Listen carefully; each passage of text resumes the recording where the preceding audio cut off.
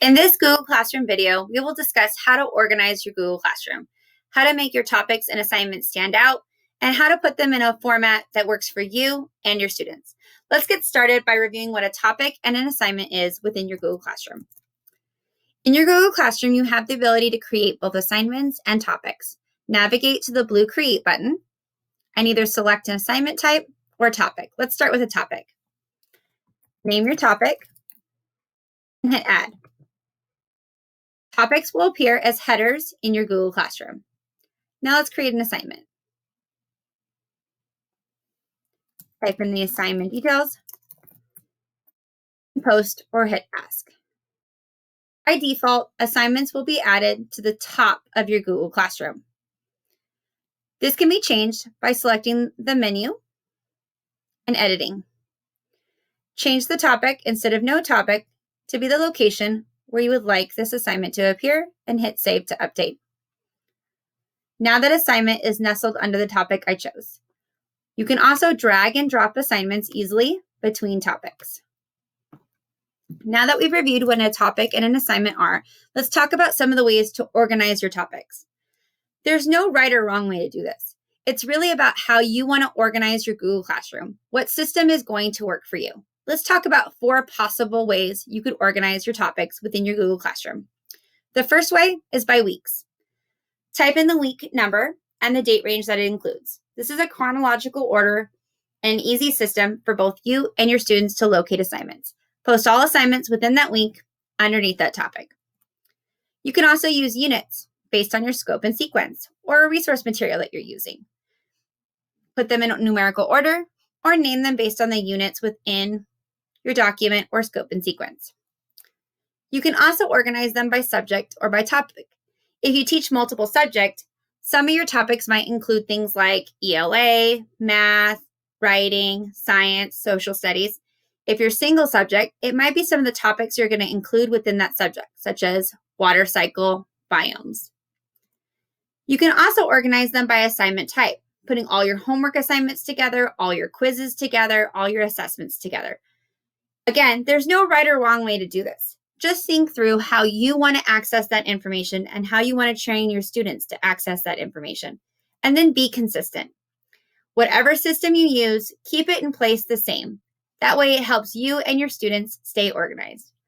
Now that we've talked about how to organize topics, let's talk about some tips and tricks to help you and your students locate topics and assignments quickly. One of my favorites is to add emojis. Add an emoji to the front of a topic or the back or within an assignment title can serve as a visual cue for your students to easily access and locate that information. One way to do this is by downloading a Chrome browser extension such as Emoji Keyboard, but you don't have to. I'll show you both ways. Let's go ahead and go into our Google Classroom and let's add some emojis. To add emojis to your topic, go ahead and select the menu for your topic title and click Rename. Navigate your cursor to where you'd like the emoji to go, and then open the extension. Locate the emoji that you'd like to use, and follow the instructions for the program on how to add them.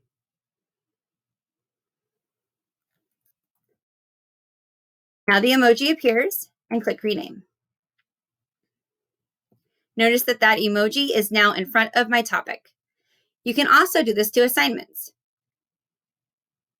Go ahead and edit the assignment and navigate maybe to a web browser program like Emoji, PDF, and locate what you'd like. So let's do a happy face.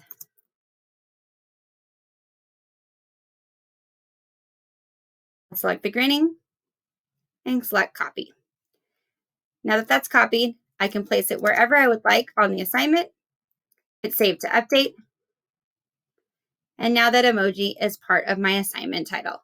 Again, these are visual cues to help you and your students locate assignments or topics easily. Another strategy is to number your assignments. Add a number within the title, at the front, or the back to help you keep things in chronological order. Because any documents also go in your Google Drive, numbering systems can be a great way to access that information in your Google Drive as well. Also teach your students about the icons and what they mean. Teaching them how to understand what the icons mean helps them understand what's the purpose of each of the different types of assignments you post in Google Classroom. You will notice that the quiz and lesson icon is the same.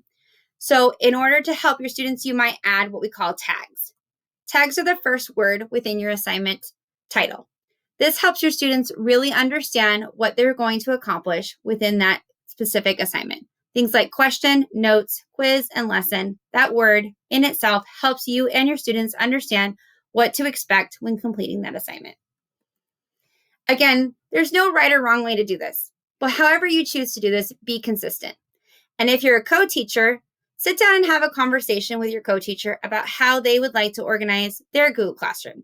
Being consistent in both of your classrooms will help your students succeed that much better.